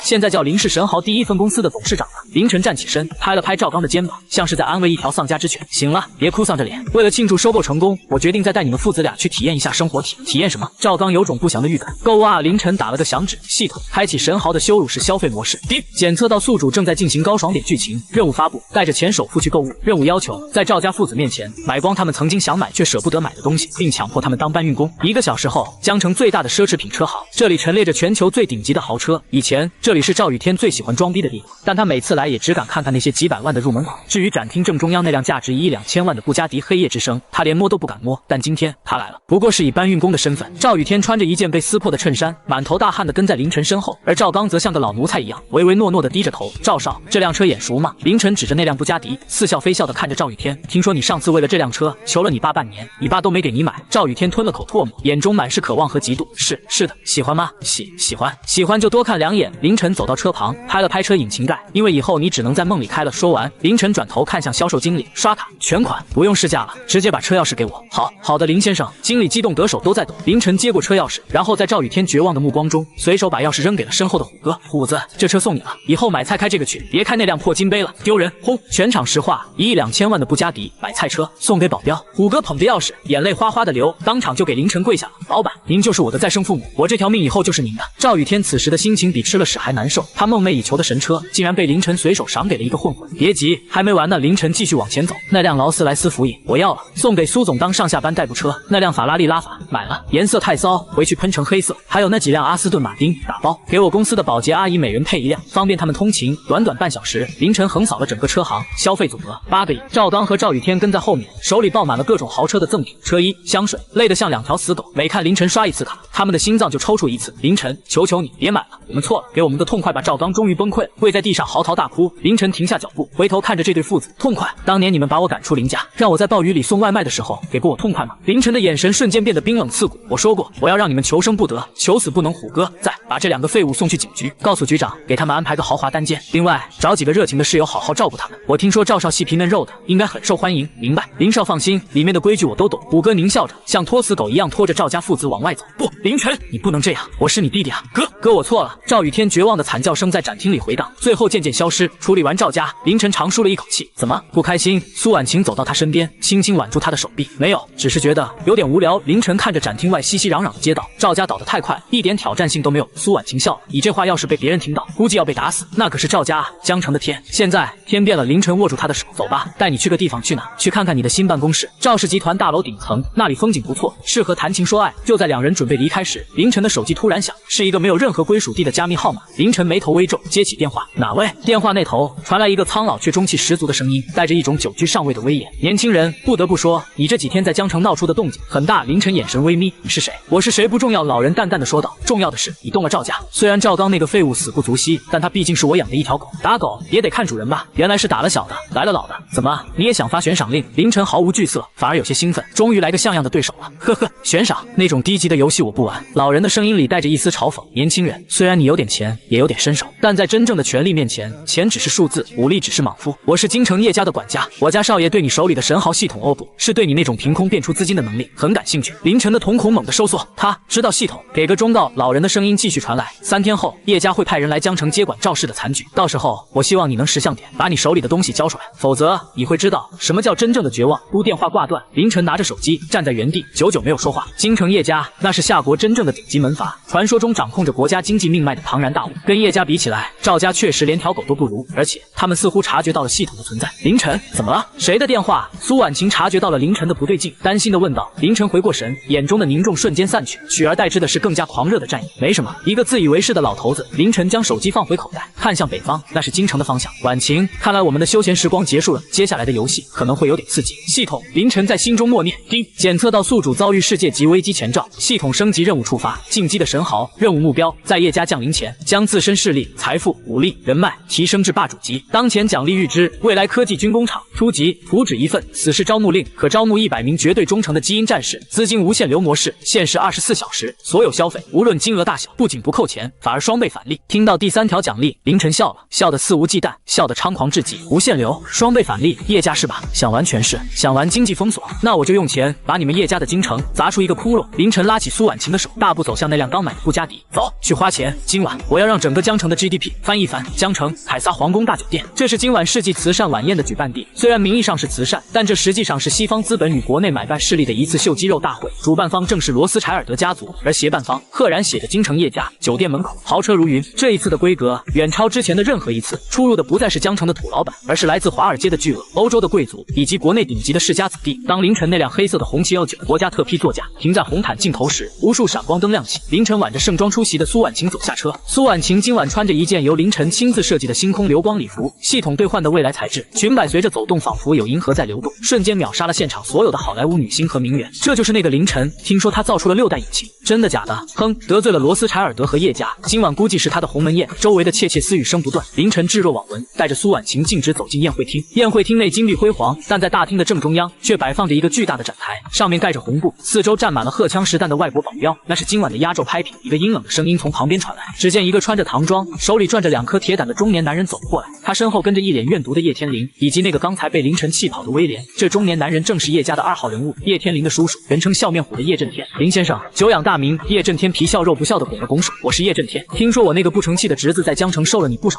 照顾谈不上。凌晨淡淡的说道，只是帮他修了修车，顺便教了教他做人的道理。叶天灵气的想冲上来，被叶震天拦住。年轻人嘴皮子利索是好事，但有些东西是靠嘴皮子守不住。叶震天指了指那个展台，今晚这场拍卖会是威廉先生特意为你准备的，希望你的钱包能像你的口气一样硬。说完，三人发出一阵意味深长的笑声，转身走向 VIP 席位。他们想干什么？苏婉晴有种不祥的预感。不管他们想干什么，凌晨眼神微冷。今晚他们一分钱都别想带走。晚宴开始，在经过冗长的致辞后，重头戏拍卖环节终于到来。前几件拍品都是些珠宝字画，虽然价值不菲，但凌晨都没出手。他在等那个所谓的压轴。终于，威廉走上了拍卖台。各位女士们、先生们，威廉脸上带着复仇的快意，目光死死锁定了台下的凌晨。今晚的最后一件拍品是一件流失海外100年的夏国国宝。他猛地掀开红布，全场发出一声惊呼。展柜里赫然是一尊沾着泥土却依然威严赫赫的青铜龙头，那是圆明园12生肖兽首中最为神秘、至今下落不明的龙首。这尊龙首是我们家族在100年前的那场战争中获得的战利品。威廉特意加重了战利品3个字，这对于在场的每一个夏国人来说都是赤裸裸的羞辱。起拍价10亿美金，每次加价不得少于1亿。威廉挑衅地看着凌晨，林先生，听说你是个爱国商人，现在证明你爱国的时候到了。如果不买这尊龙首，明天就会被送进大英博物馆，永久展出，并且标注为征服东方的见证。轰！台下的夏国商人们炸锅了，无耻！这是抢劫，太嚣张了！这是在打我们的脸。可是10亿美金，这也太贵了。所有人的目光都集中在了凌晨身上，这是一个死局，买就是被当猪仔给西方资本输血，不买就是坐视国宝受辱，身败名裂。叶震天在旁边冷笑道：“凌晨，怎么不叫价啊？你的无限资金呢？你的爱国情怀呢？别是个怂包吧？”凌晨缓缓站起身，他整理了一下西装扣子，目光平静地看向台上的威廉。10亿美金，凌晨举起手中的号牌，我出100亿，全场死记。100亿美金，就连威廉都愣住了。他本来只想坑凌晨几10亿，没想到这家伙直接翻了10倍。凌晨，你疯了！苏婉晴拉住他的衣袖，那是这帮强盗的陷阱，这钱给了他们，他们就翻身了。放心，凌晨拍了拍他的手，给不给不是他们说了算。台上的威廉反应过来，狂喜，有了这100亿美金，家族的危机不仅能解除，还能大赚一笔。100亿一次，100亿2次，成交！威廉迫不及待的落锤。林先生，请立刻转账，我们只接受 SWIFT 系统的及时到账。他早就安排好了，只要凌晨的资金一进入 SWIFT 系统，他就会利用权限先把钱吞了，然后以反洗钱的名义冻结交易，最后国宝不给，钱也不退。这就是流氓的最高境界。凌晨拿出那张黑卡，递给了走过来的工作人员，大屏幕上显示出了转账界面。就在所有人屏住呼吸，等待那笔天文数字划转的时候，突然大屏幕闪烁了一下，变成了一片血红。警告：交易失败，错误代码404，您的银行已被收购。什么？威廉傻眼了，什么叫银行被收购？这可是大西洋联合银行，是我们家族自己的银行。凌晨站在台下，双手插兜，露出了一个灿烂的笑容。不好意思，威廉先生，就在刚才拍卖开始的前1分钟，我用这100亿美金在美股2级市场上完成了对大西洋联合银行的强制邀约收购。也就是说，凌晨指了指那个 POS 机，我现在是用我自己的钱，在我自己的银行里左手倒右手。而你作为这家银行的前任股东，因为涉嫌重大财务造假和挪用储户资金，凌晨打了个响指。宴会厅的大门被撞开，一群穿着国际刑警制服的人冲了进来。为首的一名警官举着一张红色的通缉令：威廉·罗斯柴尔德，你因涉嫌操纵股市、洗钱及商业诈骗被捕了。什么？不，这不可能！威廉看着冲上来的警察，彻底崩溃了。我是罗斯柴尔德，我有豁免权。叶先生，救我！叶先生，他看向叶震天，然而叶震天此时早已脸色铁青，坐在椅子上一动不敢动，因为他感觉到有几道红色的激光瞄准点正死死地锁在他的眉心，那是暗影军团的狙击手。带走！凌晨挥了挥手，威廉像条死狗一样被拖了下去。那尊龙首被留在了台上。凌晨走上台，单手拎起那尊沉重的青铜龙首，战利品。凌晨看着台下那些目瞪口呆的外国资本家，声音如雷霆般炸响。记住，从今天起，攻守一行了，属于我们的东西，我会一件件拿回来，不管是买还是抢好。台下爆发出了山呼海啸般的掌声和欢呼声，无数夏国商人热泪盈眶。这一刻，积压100年的憋屈终于宣泄而出。苏婉晴看着台上那个光芒万丈的男人，眼中满是痴迷。这就是他的男人，以一己之力对抗世界，还能赢。然而，就在全场欢呼的时候，凌晨的脑海中突然响起了系统前所未有的提示音：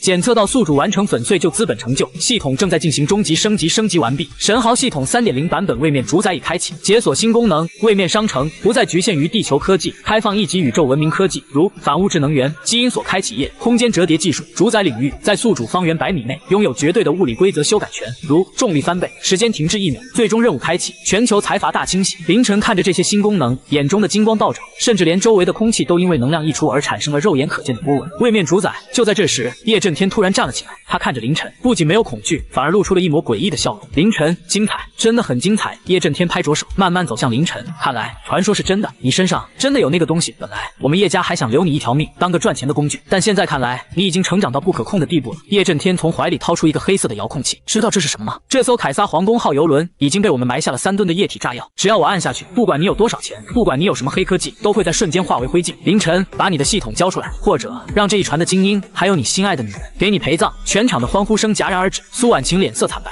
疯子，叶震天你疯了，这船上还有几百名无辜的人。无辜？叶震天狂笑，成大事者不拘小节，只要能拿到神豪系统，别说几百人，就算死一半江城人也是值得的。凌晨，跪下，把系统剥离出来，否则我就按了。叶震天的手指搭在了红色的按钮上，凌晨看着他，就像在看一个跳梁小丑。时间停滞，凌晨轻轻吐出4个字：滴。主宰领域开启，时间停滞1秒。嗡，整个世界突然变成了灰白色，飞溅的唾沫，惊恐的表情，海浪的起伏。甚至叶震天手指按下去的动作，全部定格在这一瞬间。凌晨动了，他像是在逛后花园一样，慢悠悠地走到叶震天面前，伸手拿走了他手里的遥控器，然后反手一巴掌抽在叶震天脸上，啪！时间恢复流动，叶震天只觉得眼前一花，手里的遥控器不见了。紧接着半张脸传来剧透，整个人像陀螺一样原地转了3圈，几颗牙齿混合着血水飞了出来。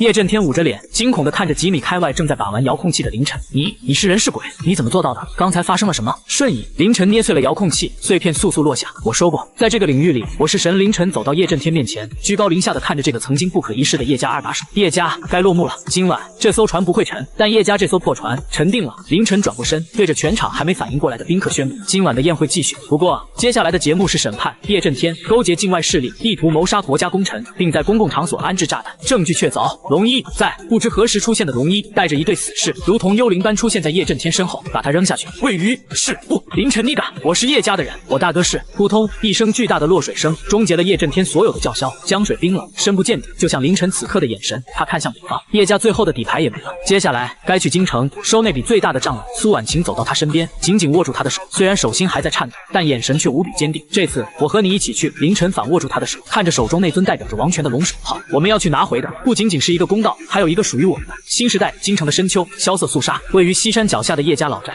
这座见证了3个朝代更迭，在无数权谋斗争中屹立不倒的庞然大物，今日却被一股前所未有的恐惧所笼罩。天空阴云密布，低垂的仿佛触手可及。叶家正厅中一堂内，气氛压抑到了极点。叶家现任家主，曾经跺一跺脚就能让京城抖3抖的叶震老爷子，此刻正端坐在太师椅上，但他手中那2颗盘了半辈子的狮子头核桃已经被捏成了粉末。在他下方跪着刚刚逃回来的叶天灵，而在大厅两侧坐着7、8个气息内敛、太阳穴高高鼓起的老者。这些人是叶家的底蕴叶氏8部众，每一位都是古武界的宗师级人物。爷爷、二叔他被扔进江里，位于了叶天灵浑身还在止不住的颤抖。啪！叶震反手一拐杖，混账东西，长他人志气，灭自己威风。叶震站起身，虽然年过8旬，但那股尸山血海里杀出来的煞气依然让人胆寒。妖法，这世上哪来的妖法？不过是某种未知的超高科技罢了。他环视四周，目光如鹰隼般锐利。我叶家屹立京城100年，什么大风大浪没见过？当年8国联军进京都没能灭了叶家，他一个暴发户，凭什么？传我家主令。叶震猛地顿了一下拐杖，地板砖瞬间碎裂，启动天网防御系统。那是我们花200亿从西方黑水公司买来的激光防御阵列，连巡航导弹都能拦截。8部众听令，守住内院，只要那个姓林的敢踏进大门半步，格杀勿论。另外，叶震眼中闪过一丝疯狂的决绝，把后山禁地里的那个东西放出来。既然他想玩非人类的手段，那老夫就让他见识见识什么是真正的怪物。听到那个东西，在场的8位宗师级强者脸色同时一变，眼中流露出深深的忌惮，甚至是恐惧。就在这时，轰隆隆，9天之上突然传来一阵沉闷的雷声，但这雷声并不像是自然界的打雷，倒更像是某种巨型引擎在低空压迫大气层所产生的音爆。叶家老宅的所有人下意识地冲出大厅，抬头望向天空。下一秒，所有人的瞳孔骤然收缩，只见头顶那厚重的乌云，仿佛被一只无形的巨手硬生生撕开了一个大洞。一艘通体漆黑、造型宛如一把利剑的巨型飞行器，无声无息地悬浮在叶家大院的上空。它遮蔽了天日，将巨大的阴影投射在每一个人的心头。没有螺旋桨，没有喷气口，就是那样静静地悬浮着，违背了所有的物理常识。那是系统商城兑换的星际穿梭机天罚号民用乞丐版，虽然是乞丐版，但用来震慑地球上的土著已经足够了。这是什么？叶天灵瘫坐在地上，尿了一地。这就是凌晨的座驾，他是外星人，他真的是外星人。叶震的手也在抖，但他还是强撑着一口气，对着对讲机狂吼：防空组开火，把他给我打下来！叶家大院四周的假山突然裂开，露出了4座充满科幻感的激光炮台和6组防空导弹发射井。嗖嗖嗖，火光冲天，6枚热追踪导弹拖着长长的尾焰，呼啸着冲向空中的黑色巨舰。紧接着，4道高能激光束也如同死神的光剑，直刺舰体腹部。这是叶家最后的依仗，也是足以摧毁一支现代化装甲师的火力。然而，面对这毁天灭地的攻击，那艘黑色飞船甚至连护盾都没有开，只是在箭手位置亮起了一道蓝色的微光。系统指令开启物理规则修正，动能消除。诡异的一幕发生了，那6枚以3倍音速飞行的导弹，在距离飞船还有100米的时候，突然像是耗尽了燃油的烟花，速度瞬间归零，就这样直挺挺地自由落体般掉了下来。轰轰轰！导弹落在叶家大院的空地上、假山上、鱼塘里，剧烈的爆炸声瞬间吞没了叶家的防空阵地。至于那4道激光束射在飞船表面，就像是手电筒照在了镜子上，直接被折射了回去。滋滋滋，4座激光炮台瞬间被自己的激光融化成了一堆铁水，仅仅一个照面，叶家引以为傲的百亿防线自爆了，烟尘散去，叶家大院一片狼藉，到处是残垣断壁和哀嚎的保镖。叶震站在忠义堂门口，满脸灰土，眼神呆滞，他引以为傲的天网就这样没了。就在这时，天空中的飞船底部缓缓打开一道舱门，2个人影从1000米高空一跃而下，没有降落伞，没有滑翔翼，就是自由落体。疯子，那是自杀！叶家的一位宗师惊呼。但在距离地面还有10米的时候，2人下坠的身势突然违背惯性的移动，然后轻飘飘的落在地上，连一点灰尘都没有激起。凌晨还有苏婉晴，凌晨穿着一身黑色的风衣，里面是那套在江城穿过的休闲西装，而苏婉晴则换上了一身利落的白色战术服，手里提着那个装有龙首的箱子。2人并肩而立，站在叶家大院的废墟中央，宛如一对降临凡间的神奇。叶老爷子初次见面，凌晨抬头看着台阶上那个仿佛瞬间苍老了10岁的叶震，嘴角带着淡淡的微笑。这见面礼动静还可以吧？你叶震指着凌晨，气得一口血哽在喉咙里。凌晨，这里是京城，是天子脚下，你敢公然动用重武器袭击民宅，你这是造反！袭击！凌晨摊了摊手，老爷子你眼花了吧？明明是你们叶家私藏违禁武器，操作不当发生了殉报，我可是热心市民，特意赶来救火的。说着，凌晨打了个响指，龙一把视频发给安全局。是，空气中传来龙一的声音，刚才发生的一切早已被飞船上的全息摄像头记录下来，确实是叶家先开火，然后导弹自己掉下来炸了自己。凌晨连手指头都没动一下，你无耻！叶震气得浑身发抖，比起你们叶家做的事，我还差得远。凌晨脸色一冷，迈步向前，上8步重，给我杀了他！叶震嘶吼道。那8名一直在观望的宗师互相对视一眼，虽然凌晨的出场方式很吓人，但作为武者的尊严让他们不相信这世上有杀不死的凡人。小子休得猖狂！老夫铁砂掌！一名身材魁梧的老者怒吼一声，脚踏地砖，身形如炮弹般冲向凌晨，一双漆黑如铁的手掌带着腥风直拍凌晨天灵盖，这一掌足以开碑烈士。凌晨看都没看他一眼，系统能力重力倍增100倍，跪下！凌晨轻声吐出2个字：轰！那个还在半空中的宗师身体突然像被一座无形的大山压住，没有任何反抗的余地，他整个人以一种极其惨烈的姿态狠狠地砸在了地上，不是跪是砸，膝盖骨瞬间粉碎，地面被砸出一个深坑，整个人像一张贴画一样贴在坑底，昏死过去，全场死寂。剩下的7名宗师硬生生刹住了脚步，满脸惊恐地看着这一幕，言出法随。这是什么境界？陆地神仙还要上吗？凌晨环视一周，我不介意把这里变成一个停尸房。7名宗师面面相觑，突然极有默契地向后退去，然后转身就跑。开什么玩笑？这一看就不是人类能抗衡的。钱虽然好，但命更重要。一群废物，废物！叶震看着四散逃窜的供奉，气得差点脑溢血。此时，凌晨已经走到了忠义堂的台阶下，他没有直接进去，而是对身后的苏婉晴招了招手：“婉晴，把东西给他。”苏婉晴走上前，将那个箱子放在地上，打开，那尊威严的青铜龙首静静地躺在里面，目光仿佛在审视着这个腐朽的家族。叶震，凌晨的声音冷漠如冰：“这东西本来是你们叶家勾结外人，想用来羞辱国人的工具，现在我把它带回来了，把它放在这里，不是送给你，而是想告诉你一个道理。”凌晨一步踏上台阶，逼视着叶震：“龙是用来敬仰的，不是用来卖的。你们叶家不配在这个院子里住着。”叶震看着那尊龙首，又看着步步紧逼的凌晨，眼中的恐惧终于变成了绝望的疯狂。好，好，好！叶震发出一阵夜宵般的怪笑：“凌晨，你以为你赢定了？你以为你有高科技就能主宰一切？你根本不知道这个世界的真相。”叶震猛地从怀里掏出一个刻满诡异符文的黑色鼓哨，狠狠吹响。凄厉的哨声瞬间穿透了整个后山，紧接着大地开始震颤，一股令人作呕的腥臭味从后山的禁地里涌出。吼！一声非人的咆哮响彻云霄，只见后山的围墙轰然倒塌，一个足有3米高、浑身覆盖着黑色鳞片、双眼血红的人形怪物，四肢着地，如同一辆失控的坦克般冲了出来。他所过之处，草木枯萎，地砖被腐蚀。这是苏婉晴脸色一变，生化怪物，哈哈哈！凌晨，见识一下吧！叶震狂笑，这是共济会给我的终极兵器——暴君。它是用远古生物基因和 T 病毒变异体融合而成的，它没有痛觉，力大无穷，而且身上带着剧毒。暴君咆哮着锁定了凌晨，猛地跃起，那双足以撕裂坦克的利爪直扑凌晨的面门。面对这只生化怪物，凌晨的表情终于有了一丝波动，那是嫌弃。这就是你的底牌？凌晨摇了摇头，太丑了。就在暴君的利爪即将触碰到凌晨鼻尖的一刹那，凌晨的右手突然抬起，并没有什么惊天动地的光芒，他的手中只是凭空多出了一把看似普通的光剑。不，那不是光剑，那是高频粒子切割刀，家用切菜板。滋一声轻响，凌晨的手臂挥过一道优美的弧线，时间仿佛在这一刻定格。暴君庞大的身躯从凌晨头顶越过，重重地落在凌晨晨身后的地上并没有爆炸，也没有血肉横飞，只是在那个怪物的腰部出现了一条细如发丝的红线。1秒后，哗啦，那个号称刀枪不入、力大无穷的终极兵器，上半身缓缓滑落，切口平滑如镜，甚至连里面的内脏切面都清晰可见，被高温瞬间碳化封死，连一滴血都没流出来。秒杀，真正的秒杀！叶震的狂笑声戛然而止，嘴巴张大到足以塞进一个拳头。他看着地上那2节还在抽搐的尸体，感觉自己的世界观彻底崩塌了。那可是共济会花了10亿美金打造的怪物啊，能抗住火箭弹轰击的怪物啊，就像切豆腐一样被切了。凌晨收起粒子刀，系统回收，拍了拍手，像是做了一件微不足道的小事。他走到已经彻底瘫软的叶震面前，一脚踢开那根象征着家主权力的龙头拐杖。还有吗？凌晨俯下身，看着叶震那双浑浊且充满恐惧的老眼。如果没有了，那就该算账了。当年你们叶家联合赵家做局坑害我父亲，逼死他，吞并林家产业，这笔账怎么算？刚才你让人用导弹轰我，想杀我灭口，这笔账又怎么算？叶震颤抖着，嘴唇哆嗦，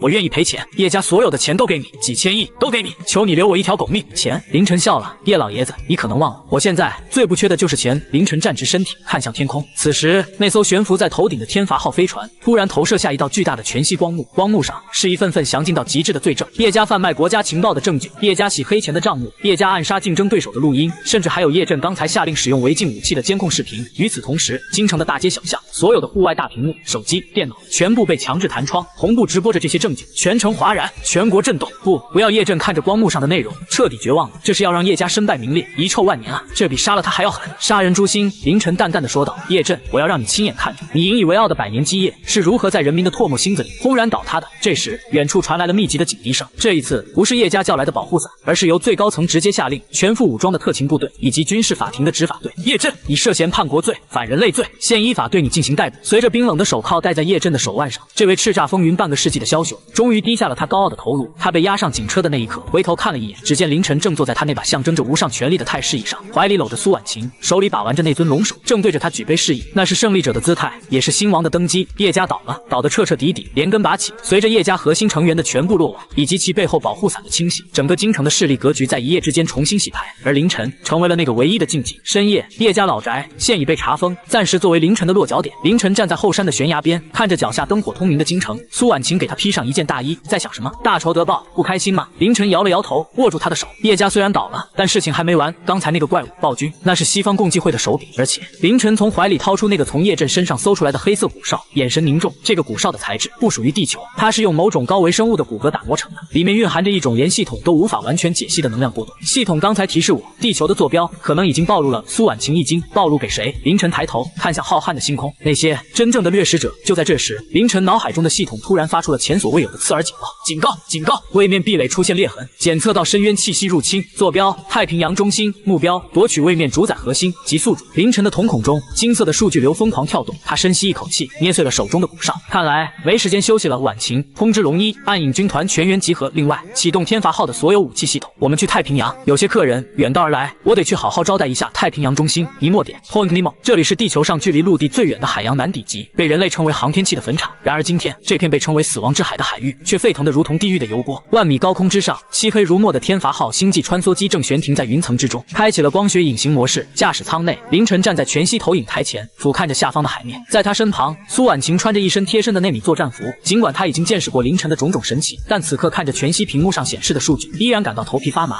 这是什么？海底有一座城市。苏婉晴指着屏幕上那密密麻麻的热源信号。屏幕显示，在尼莫点下方的深海3000米处，赫然矗立着一座巨大的、散发着幽幽绿光的金字塔状建筑群。它的规模甚至超过了江城，无数潜艇和水下机甲正像工蚁一样在周围忙碌穿梭。这就是西方隐秘组织共济会真正的总部亚特兰蒂斯要塞，他们藏得挺深。凌晨看着那个巨大的金字塔，眼中的金光流转。系统分析显示，这座基地的能量核心正在进行某种高维度的空间共振，他们在召唤东西。召唤什么？暴君只是看门狗，他们这次要召唤的是狗的主人。就在这时，龙一的声音通过神经连接直接响起：老板，敌方发现我们了，海面防御系统已激活。话音未落，原本平静的海面突然剧烈翻滚，轰轰轰，海水炸裂，12根直径超过10米的巨大金属柱从海面升起，直插云霄。紧接着，一道道刺目的高能离子光束交织成一张密不透风的死亡巨网，瞬间锁定了云层中的天罚号。警告！检测到高能打击，能量等级核爆级。飞船的人工智能发出刺耳的警报。终于肯露头了吗？凌晨嘴角勾起一抹狂傲的冷笑。既然他们想玩星球大战，那我就让他们见识一下什么叫降维打击系统，兑换行星级轨道炮，上帝之杖一次性体验版。叮，扣除资金5000亿，天基武器已就位。凌晨抬起手，对着下方的海面轻轻虚按。神说要有光，3万公里之外的太空轨道上，一颗伪装成气象卫星的巨大钨合金动能武器平台突然调整了姿态，一根长达6米、重达数吨的高密度钨棒在电磁轨道加速下，以20倍音速的恐怖速度向着地球坠落，大气层被瞬间撕裂，钨棒摩擦产生的超高温让它变成了一颗坠落的太阳。几秒钟后，太平洋海面那12根还在喷吐死光的金属柱，连同方圆10公里的海水，在一瞬间被一道从天而降的毁灭光柱彻底蒸发。轰隆隆，一声迟来的巨响震碎了千里之外鲸鱼的耳膜，巨大的冲击波掀起了100米高的海啸，向四周疯狂扩散。而那座深藏海底的亚特兰蒂斯要塞的能量护盾，在这一击之下剧烈闪烁，如同狂风中的烛火，濒临熄灭。海底要塞内部核心议事厅，这座大厅极其宏伟，四周的墙壁上雕刻着不可名状的赌神图腾。12名身穿红袍、戴着黄金面具的老者正围坐在一张圆桌旁，他们是共济会的最高权力机构真理12人。此刻，这些平日里操控着全球金融、战争、瘟疫的幕后黑手们，正看着头顶不断崩塌的天花板，陷入了前所未有的恐慌。上帝之杖，那是上帝之杖！一名长老惊恐的尖叫，那是只存在于概念中的武器。那个凌晨怎么可能拥有？难道他是来自更高维度的文明观察者？必须加快仪式。坐在首位的大长老声音嘶哑，他的面具下露出半张溃烂的脸，上面蠕动着黑色的触须。只有召唤深渊领主降临，我们才能活下去，哪怕献祭整个地球，也要保住我们的永生。献祭开始，12名长老同时割破手腕，将鲜血滴入圆桌中央的一个黑色漩涡中。随着鲜血的注入，那个漩涡开始疯狂旋转，一股令人作呕的邪恶气息瞬间爆发，直接穿透了海底要塞的合金外壳，直冲海面。海面上空，凌晨皱了皱眉，好恶心的味道。他能感觉到海底有一股极度邪恶的能量正在苏醒，那股能量不属于地球，带着一种吞噬一切的饥饿感。婉晴，你留在飞船上，开启所有护盾。凌晨转头对苏婉晴说道：“接下来的战斗可能会有点脏，你要下去。”苏婉晴拉住他的手：“太危险了，那是海底3000米。”放心，凌晨轻轻吻了吻他的额头：“我有深海战甲。”说完，凌晨走到舱门边，纵身一跃，系统启动海神波塞冬战甲。滴，装备已覆盖，半空中无数蓝色的纳米金属流覆盖凌晨全身，瞬间化作一套流线型的深蓝色战甲。手持3叉戟，背后的推进器喷射出幽蓝的离子焰，扑通！凌晨如同一枚鱼雷，狠狠扎入沸腾的海水中。入水的一瞬间，周围的海水仿佛遇到了君王，自动向两侧分开。凌晨在水中加速，速度甚至超过了超空炮鱼雷。前方那座巨大的金字塔要塞已经清晰可见，而在要塞的周围，数以万计的生化怪物长着鱼鳃的暴君，半机械化的巨齿鲨，甚至还有人形的章鱼怪，正如同蜂群般向他涌来，砸碎。凌晨手中的3叉戟猛地一挥，主宰领域，绝对零度，咔嚓！以凌晨为中心，方圆1000米内的海水瞬间冻结，无数冲过来的怪物还没来得及张嘴，就被冻成了栩栩如生的冰雕。凌晨身形未停，直接撞碎了无数冰雕，像一颗陨石般狠狠撞击在要塞的能量护盾上。破！3叉戟尖端爆发出刺眼的金光，那是反物质湮灭能量。嘶！轰！坚不可摧的能量护盾如同气泡般破碎，凌晨去势不减，直接贯穿了要塞的外壁，轰然砸进了核心议事厅。轰隆！烟尘散去，凌晨提着3叉戟从废墟中走出，12名正在举行仪式的长老被巨大的冲击波掀翻在地，一个个灰头土脸。继续啊！凌晨一脚踩碎了那个大长老的面具，露出了下面那张人不人鬼不鬼的脸。怎么不念咒了？是不是忘词了？你大长老惊恐地看着凌晨，身体里的黑色触须疯狂舞动，试图攻击。噗！凌晨随手一击，将大长老钉死在地上。金色的能量顺着3叉戟涌入，那些触须在惨叫声中化为灰烬。别急着死！凌晨冷冷地看着剩下的11个长老，告诉我，深渊到底是什么？你们为什么要引狼入室？呵呵呵，晚了，已经晚了。一名长老突然狂笑起来，指着圆桌中央那个黑色漩涡，门已经开了，领主大人已经注视到了这里，你们都要死，都要成为领主的养料。话音未落，那个黑色漩涡突然剧烈膨胀，瞬间吞噬了整个圆桌，然后化作一道通天的黑色光柱，直接击穿了要塞的穹顶，直插云霄。一种来自灵魂深处的战力感席卷全场。凌晨猛地抬头，只见那个黑色光柱中，一只巨大的布满鳞片和眼睛的手掌缓缓探了出来。那手掌太大了，光是一根手指就有100米长。紧接着是一颗硕大无比的头颅，那是一张无法用语言形容的脸，长满了复眼，嘴里流淌着绿色的酸液。深渊领主克苏鲁之影，投影等级3级宇宙文明生物，战力评估灭星级。系统红色的警告框几乎占满了凌晨的视野。3级文明。凌晨深吸一口气，有点意思。那个巨大的怪物并没有完全钻出来，只是探出了半个身子，就已经几乎填满了整个海底空间。他那无数只复眼死死盯着凌晨，发出了一种直接作用于脑电波的声音。系统拥有者找到你的声音，如同亿万只虫子在脑子里爬行，让人精神崩溃。找我！凌晨挑眉，怎么想继承我的花呗？交出原种，否则毁灭怪物咆哮着，巨大的手掌向凌晨抓来。这一抓带着禁锢空间的法则力量，避无可避。凌晨感觉周围的空间仿佛凝固了，身体根本动弹不得。这就是3级文明的力量，涉及到规则层面了。老板，小心！通讯器里传来苏婉晴惊恐的尖叫。别慌！凌晨闭上眼睛，深吸一口气。系统，我想买个挂，宿主请讲。我要买这个位面的所有权。系统统沉默了1秒，似乎被凌晨的脑洞震惊了。回答宿主，购买整个地球位面的所有权需要资金100万亿，10的20次方。神好点，宿主当前余额不足，谁说我要买地球了？凌晨猛地睁开眼睛，眼中的金光变成了混沌的灰色。我要买的是此时此刻这1秒的主角光环。检测到宿主意愿，开启特殊商品位面之子绝对气运，限时10秒，售价所有剩余资产清零，是否兑换？所有资产清零，那是几千亿、几万亿。凌晨没有丝毫犹豫，换钱没了可以再赚，命没了或者这地球炸了，那就真没得玩了。交易成功，宿主当前余额0，位面之子模式开启，在这10秒内，你就是这个宇宙的亲爹。轰！一股无法形容的伟力加持在凌晨身上，那种被禁锢的空间感瞬间破碎。凌晨动了，他没有躲避那只巨大的手掌，而是迎着他冲了上去，手中的3叉戟消失了，取而代之的是一个看似普通的平底锅。没错，这是系统附赠的气运神器。给爷爬！凌晨一声怒吼，手中的平底锅狠狠拍在了那个深渊领主的手指上。当一声清脆悦耳的金属撞击声，不可思议的一幕发生了。那个拥有灭星级战力、号称3级文明生物的深渊领主，竟然被这一平底锅直接拍得手指骨折。吼！怪物发出一声充满疑惑和剧痛的咆哮，他不理解，这不科学。还没完呢！凌晨身形闪烁，瞬间出现在怪物的巨大的眼球前。这一锅是替那些被你们害死的人打的。当一颗巨大的复眼爆裂，绿色的汁液飞溅。这一锅是因为你长得太丑，吓到了我家婉晴。当又一颗眼球爆裂，这一锅是因为你害老子变成了穷光蛋。当。凌晨如同开了挂的鬼畜视频，手里的平底锅化作无数残影，在短短几秒钟内对着那张巨大的脸疯狂输出了几千次，每一次攻击都触发了绝对暴击、绝对眩晕、绝对破防的效果。那个深渊领主被打懵了，他甚至感觉到了久违的恐惧。这个人类不对劲，这股力量是规则之上的因果律打击，滚回你的粪坑去！最后时刻，凌晨高高跃起，用尽全身力气，一锅拍在怪物的脑门上。走你！轰！深渊领主那庞大的身躯竟然被这一击硬生生砸回了那个黑色漩涡里。不，我会回来的！怪物发出不甘的怒吼，但身体却不受控制的跌落深渊。趁着漩涡还没关闭，凌晨从怀里掏出一枚从商城兑换的2项镯青春版，这是一张画着滑稽表情的纸片，送你个礼物。路上姐姐们，凌晨随手将纸片扔进漩涡，再见。漩涡猛地收缩，然后在那张纸片的作用下，空间开始坍缩降维，那个原本通往深渊的通道瞬间变成了一幅画在虚空中的扁平的油画，画里是那个怪物惊恐的脸，一切归于平静。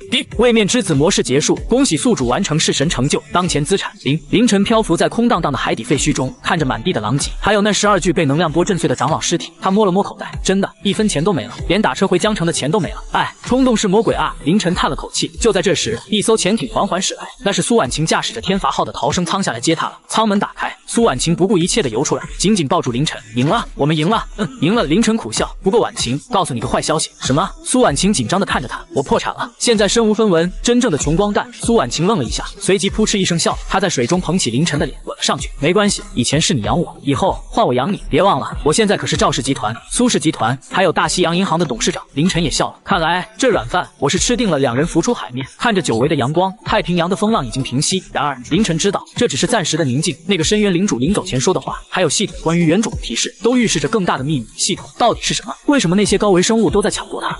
检测到宿主完成 Phase 2所有战斗任务，终极任务开启。系统的起源，请宿主前往昆仑山死亡谷，那里埋葬着上一任系统宿主的尸骨。凌晨看着眼前的虚拟面板，眼神微凝。上一任宿主尸骨，看来这个故事的结局并不是简单的神豪逆袭，而是一场跨越万年的布局。婉晴，回家收拾一下。凌晨看着远方的天际线，我们该去最后一站，去揭开这一切的真相。昆仑山死亡谷，这里被称为地狱之门，常年雷霆肆虐，磁场极度紊乱，数百年来，无数牧民和探险家葬身于此，尸骨无存。然而今天，这里的雷声比以往任何时候都要狂暴，轰隆，一道紫色的闪电撕裂苍穹，狠狠劈向那终年积雪的谷底。一艘漆黑的巨舰天罚号无视了那足以瞬间击毁坦克的雷暴，如同一座移动的钢铁堡垒，缓缓降落在死亡谷的深处。舱门打开，寒风呼啸，凌晨牵着苏婉晴的手走了出来，他身上已经没有了之前的战甲，只穿了一件简单的黑色冲锋衣，但那双眸子却比昆仑的冰雪还要深邃。这里就是终点吗？苏婉晴看着眼前遍地的牛羊白骨，感到一阵心悸，是终点也是起点。凌晨看着手中的系统雷达，屏幕上那个代表原种的光点正红的发烫，位置就在他们脚下。开工吧！龙翼士早已待命的暗影军团操控着2台巨型激光钻探机，对着谷底那块巨大的黑色岩石开始作业。滋滋滋，随着岩石被高温融化，一个惊人的秘密逐渐展露在世人面前。那根本不是什么岩石，那是一艘掩埋在地下不知多少万年的古老而宏伟的青铜星舰。它的造型古朴苍凉，表面刻满了繁复的云雷纹，舰首赫然是一颗狰狞的龙头，虽然历经岁月侵蚀，却依然散发着令人窒息的帝王之气。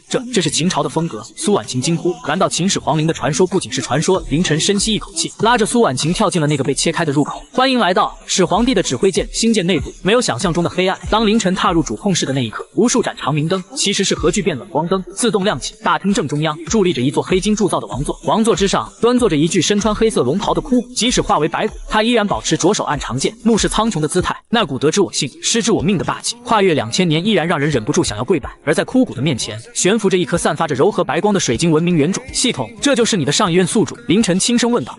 是的。系统那冰冷的机械音，此刻竟然多了一丝人性的沧桑。上一任宿主嬴政，代号祖龙，系统版本 1.0 文明争霸版。死因，为了抵御深渊的第一波入侵，耗尽所有系统积分，强行透支生命力，启动了9州结界及长城轨道防御系统，最终力竭而亡。凌晨肃然起敬，原来所谓的修长城，不仅仅是为了防匈奴，更是为了防天上的猎人。嗡！就在这时，那颗原种突然震动起来，一道全息影像从枯骨中投射而出，那是一个威严的中年男子，虽然只是影像，但那双眼睛仿佛能看穿时空。后继者嬴政的声音在大厅回荡，带着浓重的秦腔古韵。当你看到这段影像时，朕已经不在了。朕统6国，书同文，车同轨，本以为能为华夏万世开太平，奈何天外有天，那些贪婪的掠食者深渊，他们觊觎地球的坐标。朕倾尽国力造12金人、巨型机甲，筑万里长城，轨道炮阵列，虽暂时击退了他们，但朕知道他们终会卷土重来。朕留下了原种，它记录了朕未完成的宏愿，也封存了朕最后的遗产。若你是心怀天下之人，便融合它，替朕守住这锦绣河山。影像消散，凌晨沉默许久，然后上前一步，伸手握住了那颗原种。放心吧，老祖宗。凌晨眼神坚定，您没打完的仗我来打，您没花完的钱嗨，我来替您花轰。原种瞬间融入凌晨的掌心，无数庞杂的信息流冲入脑海，那是嬴政的记忆，是古代科技的蓝图，更是整个地球的防御权限。